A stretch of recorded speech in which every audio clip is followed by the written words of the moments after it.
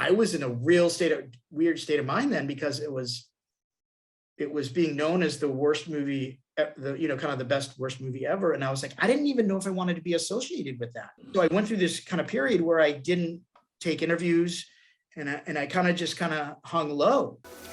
Hello, everyone. I hope you're all having a wonderful day today.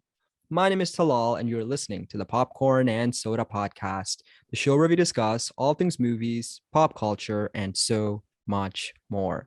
I want to thank each and every one of you for making me a small part of your day. On today's show, we're joined by a very special guest. You know him best as Denny in the cult classic movie, The Room. Close to 20 years since its release, The Room continues to be played in movie theaters around the world, spawning numerous projects based on the movie, such as the Academy Award nominated The Disaster Artist, the Room Mockumentary, Where Are They Now?, a comic book, and the documentary Room Full of Spoons. On the show today, the very talented Philip Haldiman. How are you, Philip? Good. How are you doing? I'm doing great. And thank you so much for coming to hang out on the show today, Philip. Truly appreciate it. How have you been over these last 2 years, Philip? We're living in such a crazy world right now. What did the last 2 years look like for you? It's different times, man, right? Different times. It's certainly been an adjustment. I don't know. I like being at home, actually. Yeah. A lot of people, which is not to say I am not a social person, of course, but I do like my space, and I work from home, so I don't have to commute, and that kind of adds a bit of stress. So I'm not too excited and happy about the state of the world that we live in, but hopefully, we can kick the pandemic and move on and kind of get back to normal, Yeah, I see where you're coming from. And here's hoping that potentially at some point this year, we can start seeing what a normal would be, or a new normal, because it feels like every day you're hearing about something else, and cases here and cases there. So fingers crossed, especially as we're going to talk a lot about the entertainment industry today, is this is a medium that's been so heavily affected by it. Creators, directors, actors, this entire industry for the last 2 years has had to pivot in an unprecedented way. So fingers crossed that maybe this might be the year where things at some point start going back. So Philip, I'm so fascinated by your story. Like millions others, I'm a big fan of The Room. It's this lightning in a bottle for all the right and the wrong reasons.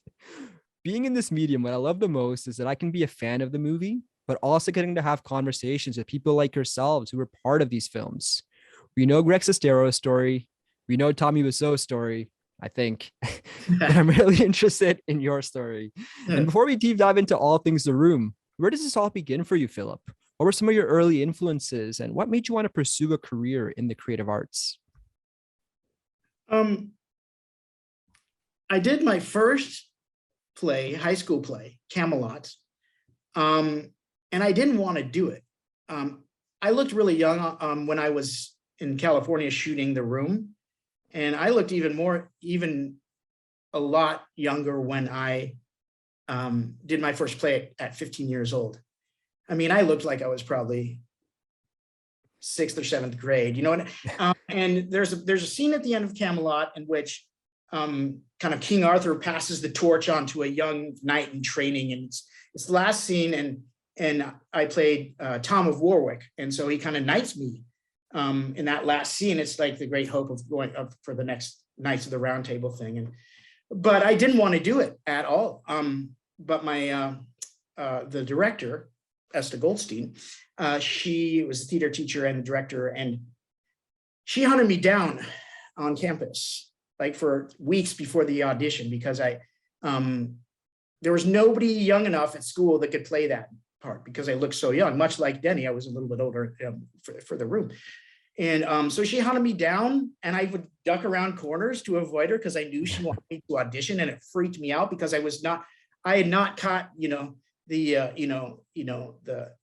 the stage bug, you know what I mean, at that time. But once I did it, I got involved with one of the scariest things I did was audition for that show. And I had to sing and dance and act for the audition process. And I not really had any experience with choreography or singing or anything like that. And I did it. And once we got a live audience, and the applause came, and the curtain came up, and we bowed. It was an amazing experience to me. Nothing better in a way. And so I got hooked. And like from that play on, I was like, I want to do this.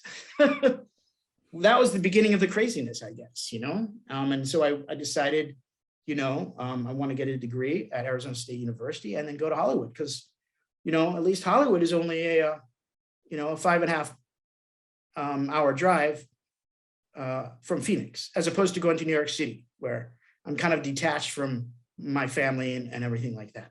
Mm-hmm. So that's kind of how it started.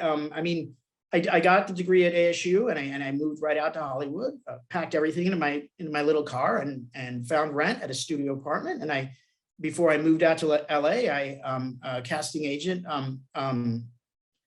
or should I say a theatrical agent, did a workshop in Phoenix, and I auditioned for her in Phoenix before I left, and I got the gig, or I got the agent. So that's a lot. I thought I was in a good place right then, because it's really hard to move to Hollywood and not have an agent. It's really right. Some people spend months and years trying to get that agent, and so I was lucky enough to have that advantage, and so I immediately started going out to Hollywood and getting auditions and getting some work. And then around the time when I first got into Hollywood, one of the first gigs I got was a movie, a featured role which is a very small role, in Christina Ricci's Pumpkin. I don't know if you might not have heard of it. It's not that, it's a very low budget. I think I've heard of it. I haven't seen the movie, but yeah, I think I have heard of it. Yeah. And so that was kind of one of my first gigs. And I got minor gigs in LA. But then I saw a casting notice for, I believe it was called The Neighbors at the time, directed by Tommy Wiseau. And so I went on a few auditions. Actually, I went on a lot of auditions for Tommy, which eventually became The Room. And as far as I know, I don't know anybody else that I never, how you go to a casting call or you go to an audition, and generally you're auditioning for the same role, basically. So you've got, 15, 20 people waiting in a lobby that all kind of look like you, Right. As far as I know, I was the only person that auditioned for Denny. I think he liked me, and he just kept calling me back, and I went on 4 or 5 auditions, which is quite a bit, and he kept calling me back, and eventually I got a call from Greg, who I didn't know at the time, of course, and he said, "We want to cast you in The Room with Denny." And I said, "Great." And it was supposed to be like a 3-week shoot, and it ended up being like a 2-month shoot practically. But it was great because I didn't have to wait tables. I took time away from my waiting tables job, which is every hopeful actor's kind of dream, that you're living, you're living the dream, you're not waiting tables. And so that's kind of the long and the short of my acting journey up until The Room. Right. So here you are, this young actor, just moved to LA, who just booked this part, and it happens to be one of the most memorable characters of this soon to be called classic film. There really isn't many characters like Denny to ever grace the big or the small screen. There's such an innocence, but also ignorance about this character as well. So how did you personally view Denny, and what was Tommy's direction given to you about how to portray this character? Well, we did have a whole lot of script. He didn't really we never got the full script, any of us, during production, leading up to production or anything. So I had maybe, 10, 12, 15 pages of my scenes. And that's all I had to go on, really, So in that case, you really just have to go on the text and go with your creativity and fill in those spaces where a larger script might have given you more information on the character. And so I used whatever I could, or I used the script, basically, whatever I had of it, to kind of figure out who this kid Denny is, and I appreciate that you said there's an innocence to him, because obviously that's the way I felt about it. And I didn't, there was this idea that maybe he didn't have the best social skills, you know what I mean? Mm-hmm. But I always had this kind of through line with Denny, that he really meant well, and he really looked at the world in a positive way. And obviously the script says that Denny is like the Tommy kind of, or should I say Johnny kind of adopted him, gave him an apartment and all that stuff. And so Johnny and Lisa were kind of the Johnny and Lisa were kind of his foster parents, right?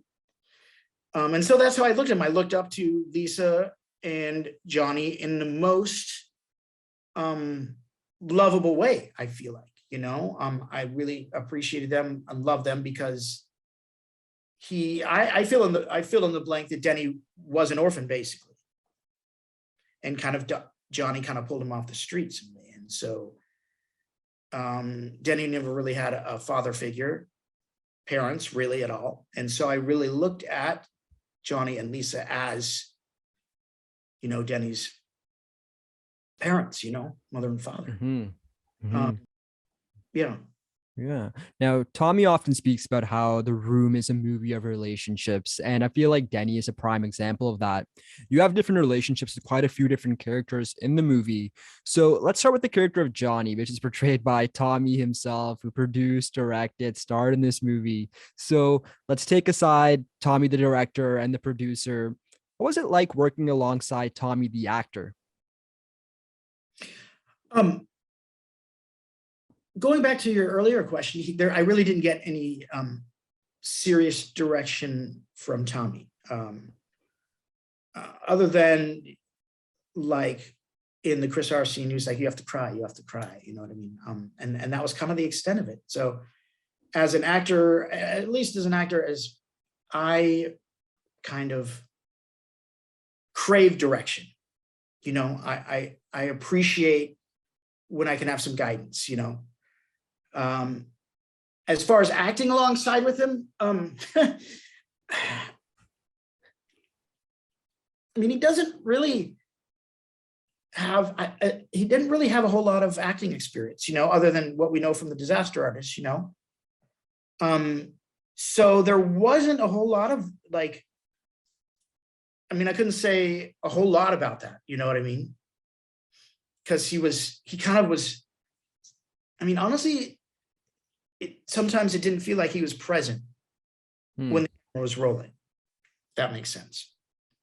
That's interesting. And I wonder if the fact that he decided to put on so many different hats during this entire production, if that maybe affected that in any way. But I think it could be a combination of so many different things. Well, I think, I think he was kind of distracted about like, running a show, and being a director is not an easy thing. You have to know everything about the process of filmmaking. You really do. You need to at least know about lighting and sound, at least enough to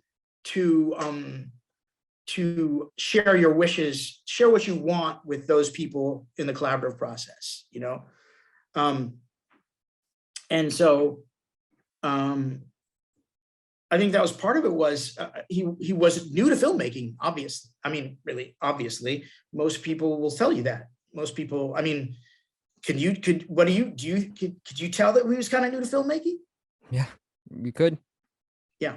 So, I mean, and that makes it difficult when you're trying to make a movie, because you need to know what you're doing, and it worked out fine. I mean, it became the worst movie ever made. You know what I mean?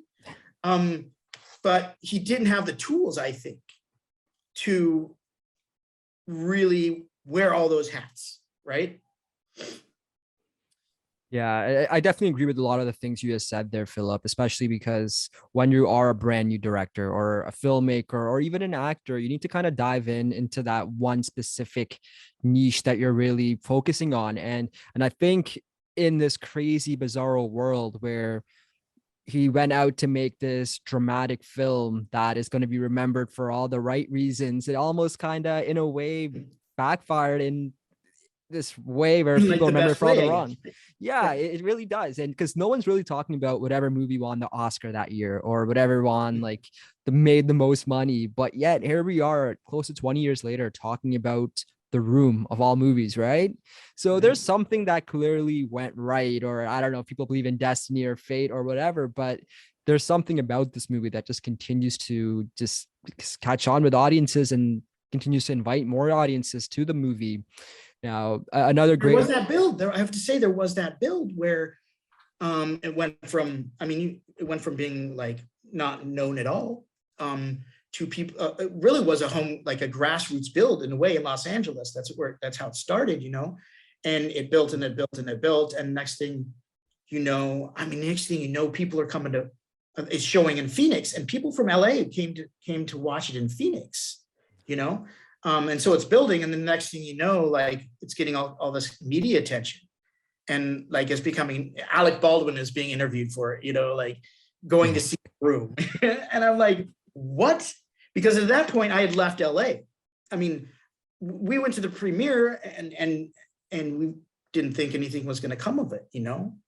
And so a lot of things were going on in my life at the time, and I decided to come back to Arizona. And then all this, it started happening. Actually, this was really crazy because I came back in 2004, early 2004. I drove back, and I get a call from Scott Holmes, who plays Mike, the underwear guy. You know, we can continue to stay in touch, but I left LA in 2004, and I get a call from him driving just as I drive past Palm Springs towards the Arizona border, and he's like, "Phil, they're cheering your name when you come on screen." And I was like, "Are you kidding me?" And they're like, Denny, like, what? Are you kidding me? This is insane. I was like, oh my God, should I turn back around and go back to Hollywood? You know, seriously, that's what, I mean, of course, you know, I didn't, and I'm totally fine with that. But like, that was kind of like the beginning of like, whoa, this movie is kind of going places, you know?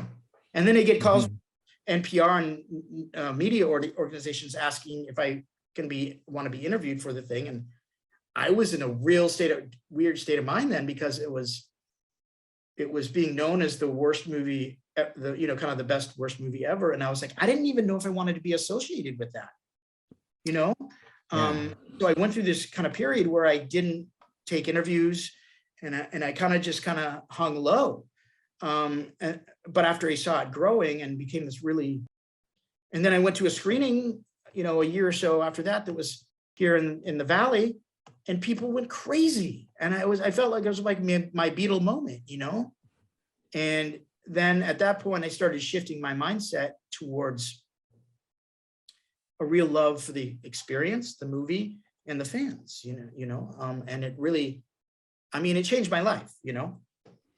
You nailed it there. It's an experience. Like if you watch it at home by yourself, you're Right, gonna right, be like 5-10 minutes in. What is this? And you'll turn it off, right? right, That's yeah. my experience with it at first. Where I'm watching it, I'm like, all right, what's this room thing? And I didn't really understand it, but not until I started seeing videos online of all these people going crazy about the room itself and just how much of a community it's really built Yeah. worldwide with this movie. That's when I started to really realize that this is something special in its own way. And you kind of mentioned there are people chanting your name. And one of the most infamous scenes in the movie is that great rooftop scene with Denny and Chris R, played by Dan Janjigian. This might be one of the most dramatic scenes in the movie. What are your memories of shooting Where's My Money, Denny? That entire scene. I think it was the most traumatic movie. Well, yes, it definitely was. Certainly, it was a bit traumatic actually shooting it as well. Um, it is like the shooting of it is such a blur. I mean, because there was a definite like fever pitch moment as the camera rolled, of course. I don't know. Yes, there, and Dan is so great. He's intense, and he made that really easy to act to, because he was scary, I think I still have scars from the gun. You know what I mean? Like, it was hardcore, but that totally helped the scene and it brought you into the moment, because it really, like, you were nervous and you were like, oh my God, like, can I get 5 more minutes, please? Just a few more minutes, It was crazy. Well, that ties into like the very next scene that just kind of follows up, and that's I bought some drugs off of him scene with Lisa and Claudette. And this scene's so bizarre, but it's so good because it literally has nothing to do with the plot whatsoever. And it's just in there, like this Tarantino moment where it's just back and forth. But I never thought I'd say Tarantino and Tommy in the same sentence, but it's that great moment where it's just dialogue and you have this great back and forth and that legendary "you're not my effing mother" line. What was that scene like, filming that?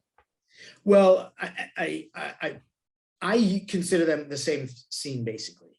Kind of the same stuff. Yeah. I mean, to me, that was the same scene because we did it right after. And to me, it's just after, Dan gets taken away, and I actually was pretty close to tears in that scene, but yeah, I don't know though. Like, those scenes really were like, there was a kineticness to it, that you don't experience very often, Now, one thing I'm really interested about is that you have this specific point of view and you have your own experience about the entire production of this film. So, as someone who's part of it and who is part of the day in, day out, at any point did you start feeling uneasy or having some reservations about what's going on? Like maybe potentially the lack of script, starting late 4 hours every day, the dialogue that Denny's speaking. Did that ever creep into your mind? Or as a young actor, were you so focused on this opportunity that you never really realized any of that? Yeah, I think all the members of the cast felt that well, it was non-union, so you didn't have to give actors, there were less restrictions there. So we would be there, 12, 15 hours, and he didn't have to pay us. He just had to pay us our normal day rate. Whereas if you're a Screen Actors Guild union, you'd have to get paid an extra 50 to $100 or whatever like that,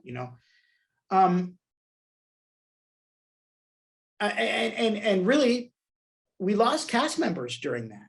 I mean, if you've read the book, Disaster Artists, you know that the original Lisa and Johnny, no, Mark, I believe. Lisa and Mark, I think. Those two that were cast left the film after like a week or two because they couldn't handle it, and honestly, I think the reason a lot of us stuck it out is because we were kind of hungry for the experience, and it was a good experience being on set week in and week out. You do learn a lot. But as for me, I really kind of relished in it despite the difficulties of it. And, crews left and starting over. I mean, we did the Chris R scene twice, actually. There's one where we did on a set with a basketball hoop. And then I don't think Tommy liked it. And then we did it in front of the green screen. And that actually worked out a lot better. So we did a lot of, a decent amount of reshoots, and that was really, but I didn't mind too much because I was still getting paid and I was still really kind of soaking it up, Right. Yeah. So I kind of want to circle back to something you said a little earlier about how the movie kind of came out and you really didn't know what it is going to do for your career or what the impact of it was. And as you mentioned, it really was a slow burn where it did take time for people to start catching on to this film and specifically this fandom that's been created by it. But I'm interested, was there something specifically about The Room that made you want to leave the industry? Or was it generally speaking that the entire LA culture and the fact that a lot of people don't really understand that there's millions of people that are out there trying to accomplish their dreams, and sadly, a lot of the things aren't in your control? Was it The Room that made you want to leave? Or was it a combination of everything that made you want to say, this isn't really for me? No, The Room was not a reason that I left LA. It was like the culture that you mentioned there. That's kind of spot on. It was LA is a very superficial city. It's hard to make real true friends there. This is my experience, of course. And I mean, to this day, I only talked to two, well, aside from the cast, I only talked to two people, stay in contact with two people that were friends of mine out there. And both of them are gone too, as well. They were, I was an actor. And so it was really difficult. I did not feel at home in LA. Almost from the beginning. And, you know, I got into, you know, involved with maybe some of the wrong people, and, you know, drugs and alcohol played a little bit into that. But in the end, it was more like, this is not a place for me anymore. You know, it just, I felt if I stayed there, I felt like I became a worse person by living there, actually, you know, really did.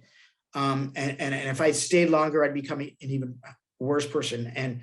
And acting as a career is to make a living off that is difficult. And not only that, being in the industry really makes you insecure, you know, because if you're not working, then you're feeling bad about yourself, you know. It's kind of like you had a guest on from Breaking Bad, you know, and he mentioned about how getting jobs, you never know when you're going to get your next job, and that's a difficult thing to deal with. That takes you, that automatically makes things that automatically keeps you from being happy, you know, when you don't have stability, right? And so that was a lot of it, you know. I realized I love that. I loved acting. I still do. I don't do it nearly as often, but it was not a healthy place for me at all. And I go to LA back, you know, for visits and stuff like that. I still do. And every time I go back, I have mixed emotion about it. I love LA so much because I grew so much. I experienced so many amazing things. But at the same time, it's a double-edged sword because I went through a lot of pain when I was there, you know? So that's kind of the long and the short of it. I mean, I feel like for me, it just wasn't healthy, you know?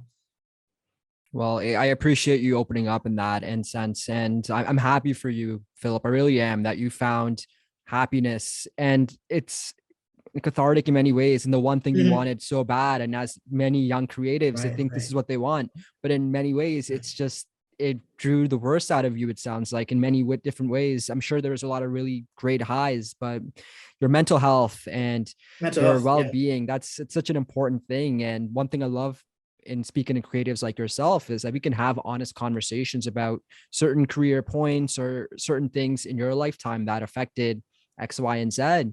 Now, one thing I think it's so fascinating is that actors have this, and even creatives like myself behind the camera, we have this imposter syndrome almost, where not everyone, but I know, like, I've dealt with it sometimes myself, where it's like, am I good enough for this? Or why did I get this role?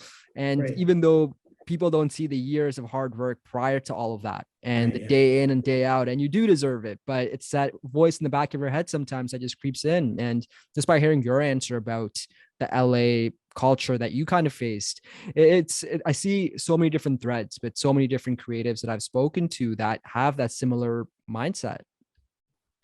Yeah, and certainly there was certainly a recovery period to it.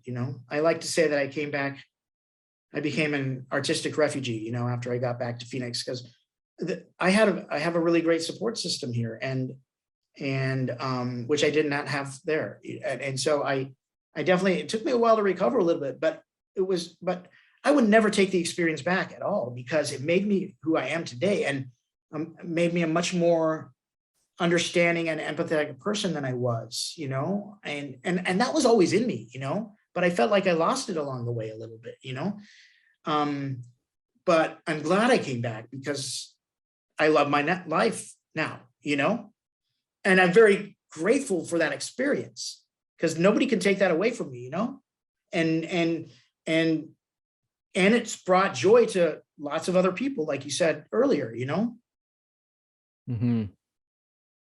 That's great, Philip. That really is. And now tying that in with getting close to the 20th year anniversary of The Room. Now I can just imagine, I'm sure there's going to be some sort of reunion, or I'd hope that there's the entire cast gets together. When was the last time you personally spoke to Tommy yourself?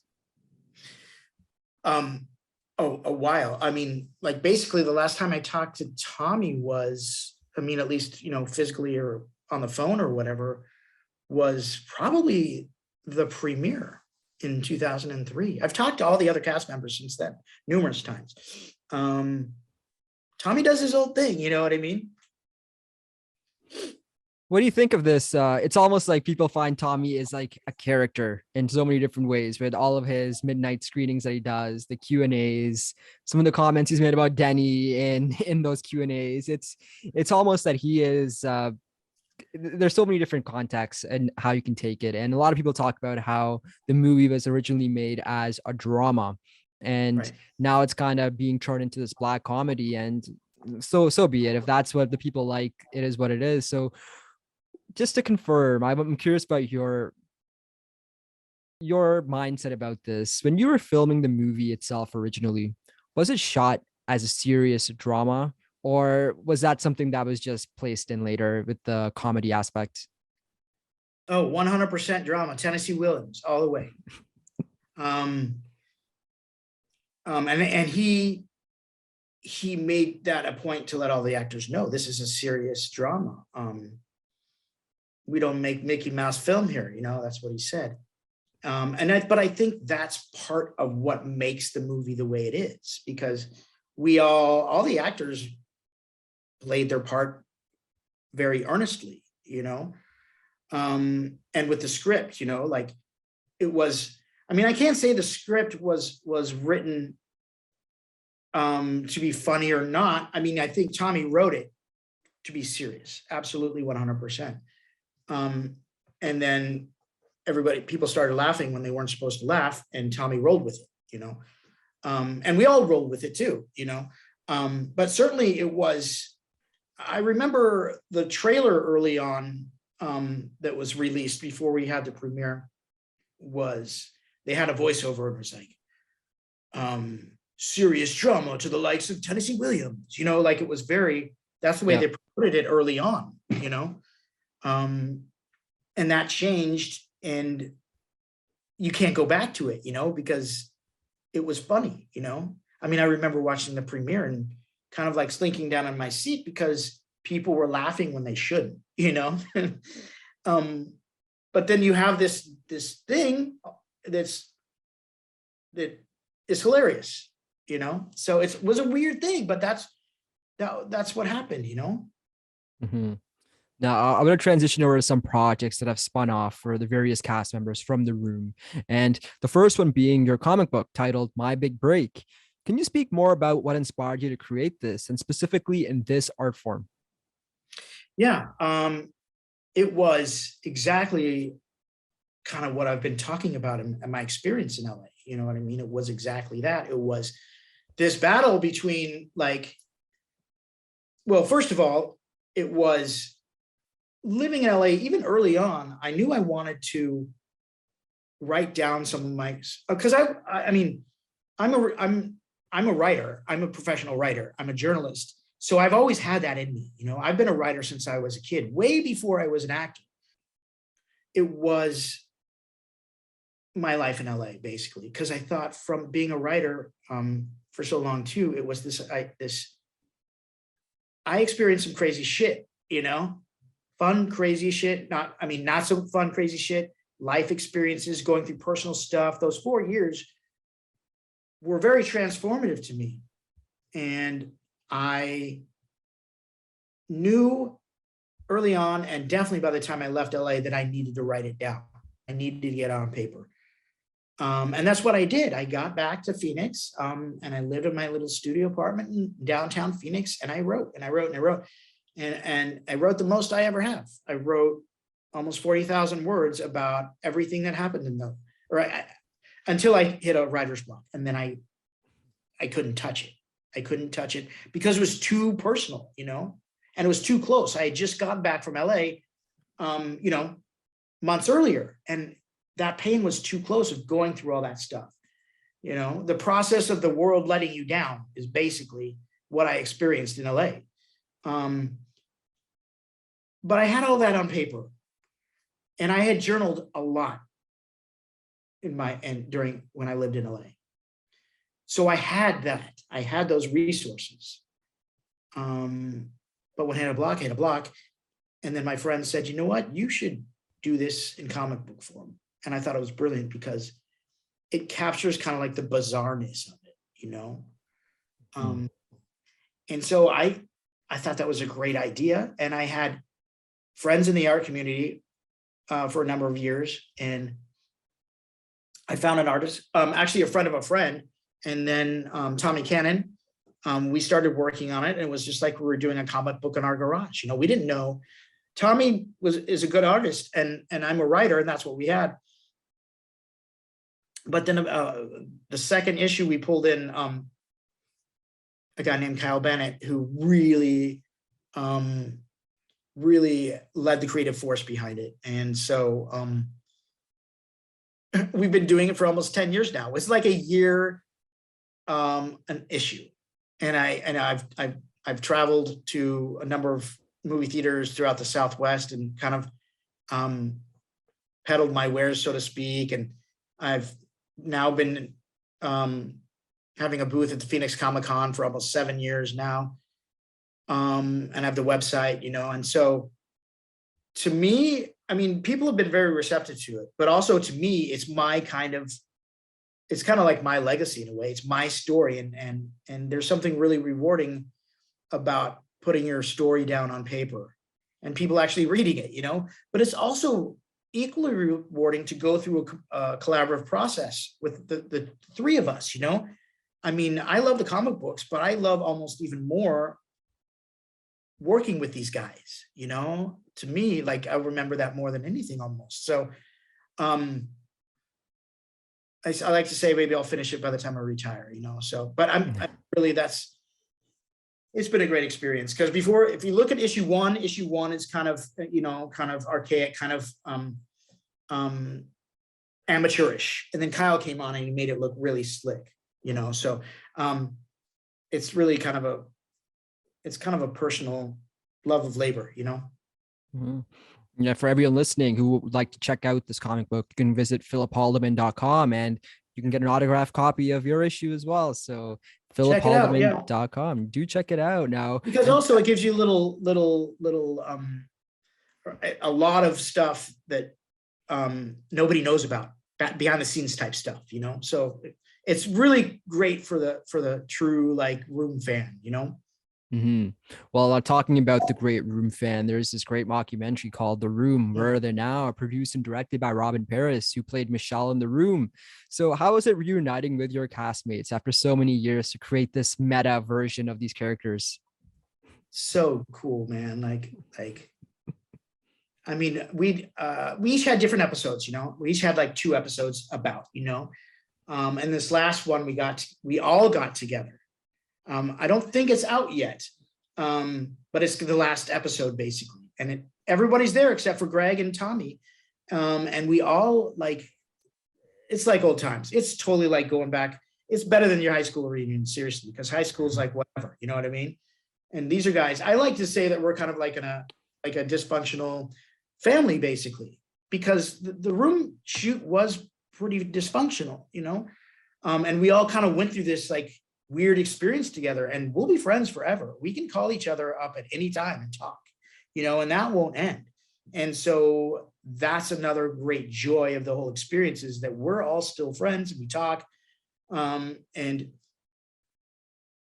really that's the point. Like that's the point of life in a way. I mean, relationships, you know, and it's just, and also Robbins has submitted it to a number of film festivals, and it's won awards.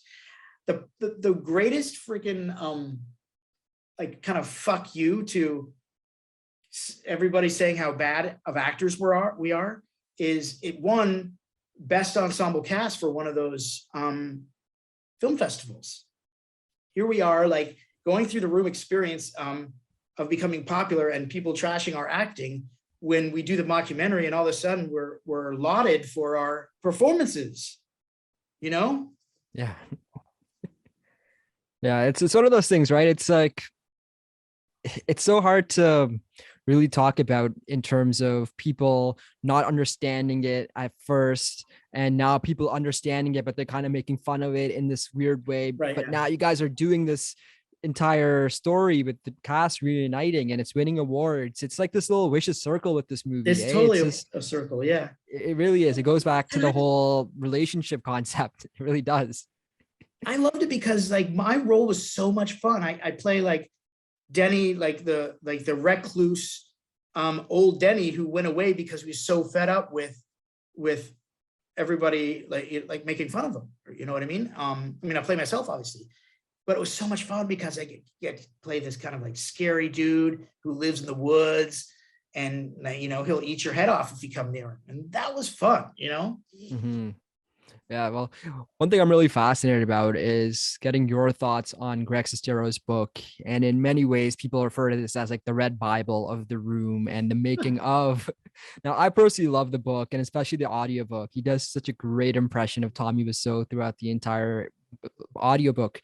And he was very complimentary of you in the book, especially how you're one of the few actors that, generally speaking, the larger movie going audience, they can see you're putting your heart and soul into this character, and you can see it. You can tell that in some of those scenes with like the cheap and like the football and the talks, you're really going after it. So as someone who has their own experience, and we spent the better part of 40 minutes talking about your experience, when you were reading it or listening to it for the first time, did your mind naturally draw parallels to his experience and yours, or did you find a different experience than him altogether in many ways?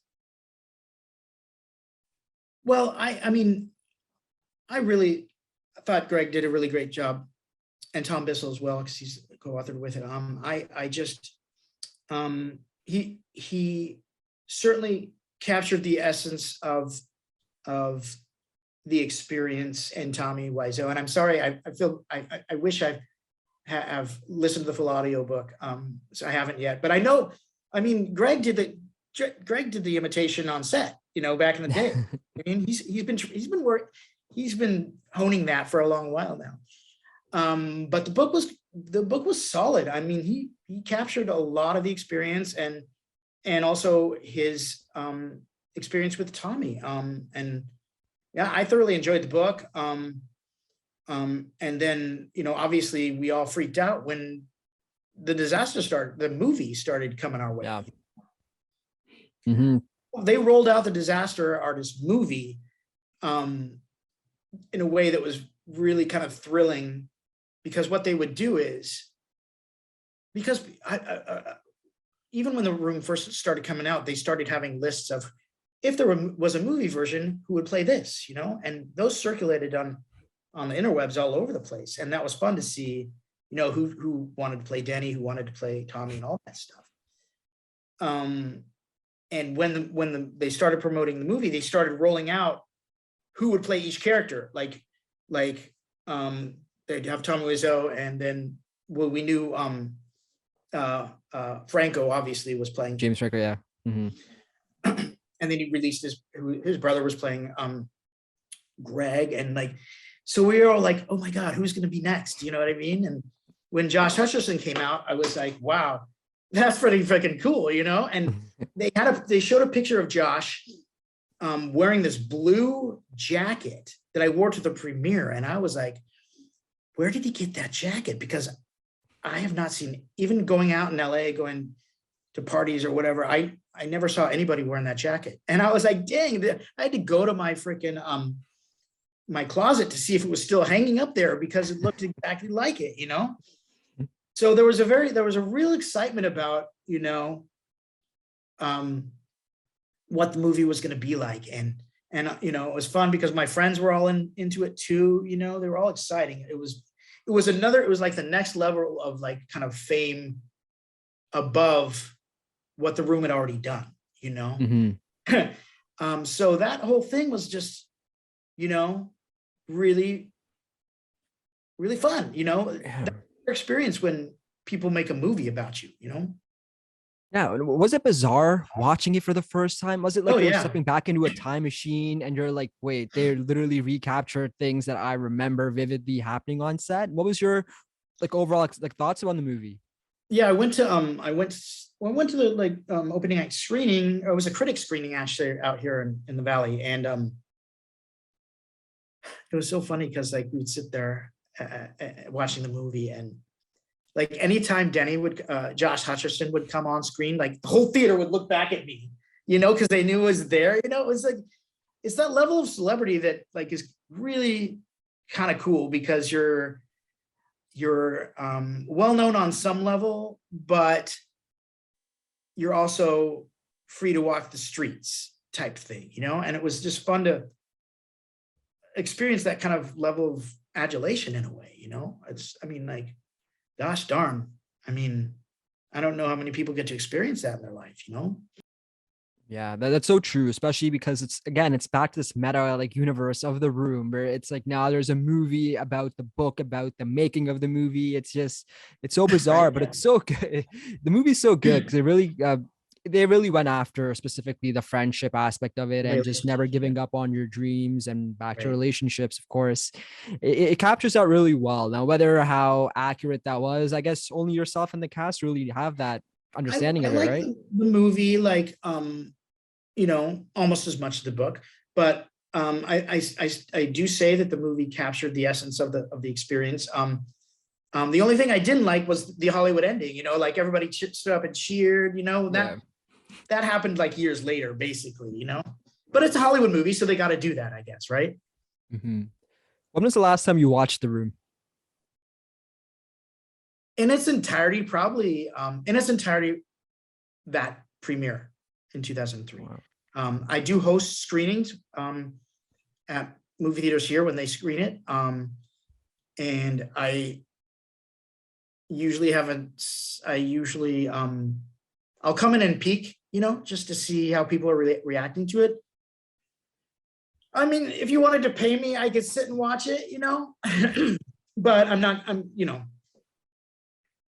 it's for others to love, you know? Yeah, I know. You've done your part. Now you've kind of put it Right. out to the universe and Exactly. Yeah. you've done what you've had to do. So that's really interesting. Now, looking back at it, I know you spoke a lot about your personal experience of this movie. With 20 years of this movie and however many more years it continues to just keep playing worldwide, what's the legacy of The Room? In hindsight, if you had a chance to go do it all over again, would you do it again? I guess I'd probably do it again. But it's really interesting to think about the legacy. I mean, in a way, I'm kind of surprised it lasted as long as it has.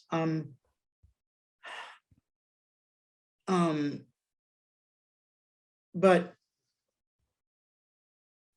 I mean, it went from like, you know, one theater to globally. I have fans, people have bought my comic book in Australia, you know, like it literally is a global phenomenon. Um, and I remember The Guardian in London doing an article on it, and then they were doing screens at the big theater in London, the Albert Hall or something like that, you know, and I was like, wow, it keeps going, you know. But like so many things in life, especially things in pop culture, they end, you know. or kind of take on a new aspect or whatever. I mean, there's an element of this movie that is very misogynistic. You know what I mean? And I kind of feel like at some time that's going to catch up, and people are going to be like, "This movie is not cool," type thing. You know what I mean? But the thing about it is, like, fame and pop culture and everything ends, really. You know what I'm saying? Like, and eventually the room could be, become a relic of some bygone era. I mean, I'm sure it will at some point, just like, I mean, Beethoven and Mozart are around, but they're considered, great. And the Beatles, but Right. The Beatles will fade, to some extent. So it makes me a little, maybe I've become a little cynical in my old age, but you never know how stuff will recycle either, Yeah, this entire journey, especially for someone like yourself, and just for me as a movie watcher and someone who likes to speak to people within these movies, it's got such an unconventional journey. And totally. like you kind of pretty much just nailed it there, that who knows what form this is gonna take. Because as you mentioned, there are a lot of different aspects of the movie that don't really age well at all, especially in today's society. And it's interesting, but I feel like it's left its mark as one of the greatest, worst, bad movies ever made. And that's a lot to do with actors like yourself, Greg Sestero, Juliet Daniels, everyone that's part of it, because you can never predict that these things are ever going to happen. You can't. And I'm sure in hindsight, no one ever thought this would happen to this movie, but it did. And maybe the reason that it did is because of the love, sweat, tears that went into making this movie in its own way. The universe rewarded everyone in this movie because of that. And it's rare because you don't really get that nowadays. It's really rare to have a movie that's stood the test of time. Yeah. And I mean, look at the pandemic, people don't go to movies as much, you know what I'm saying? And that what made The Room great and still great is that it's communal experience. You get those experience in the theater with other people, you know what I mean? And like you said earlier, you watch it at home, it's like, it doesn't have the same effect, Mm-hmm. Well, hey, let's shift gears back to you. What does Philip Haldiman enjoy watching? What am I most likely to find on your Netflix account? Well, a few months or over the last year, I watched West Wing for the first time ever. And going through the Trump administration, it was a nice fresh air. I love Netflix documentaries. They do a lot of great crime documentaries. Mm-hmm. I'm a sucker for serial killer documentaries, Yeah. I just finished watching How I Met Your Mother for the first time, which was fun. What else? I just watched TikTok Go? No, TikTok. Tick Boom? Yes. About the creator of Rent, the musical. And yeah. I thought it was really, I love like really great acting. And Hamilton, what's his name? Hamilton. Andrew Garfield. Andrew Garfield, thank you. Yes. He did a phenomenal job in that. I'm a total, as somebody who studied the craft of acting and acts occasionally, that to me that's what I watch movies for, strong acting, Well, it's wonderful. As you wrap up with the great Philip Haldiman, it is now time for a segment I call the final act. Philip, I'm going to ask you 10 rapid fire questions about your likes and your dislikes, but here's the catch. We're going to give you 1 minute to get through them. You up for it? Yes, this is inside the actor studio. You're going to ask me what I'll say to God when I get to the pearly gate. No. Potentially.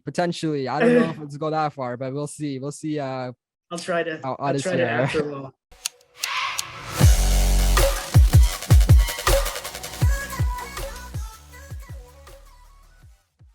Movies or TV shows? Movies, but it's TV shows are getting close up. I'm watching more of those now. Theater or watch at home?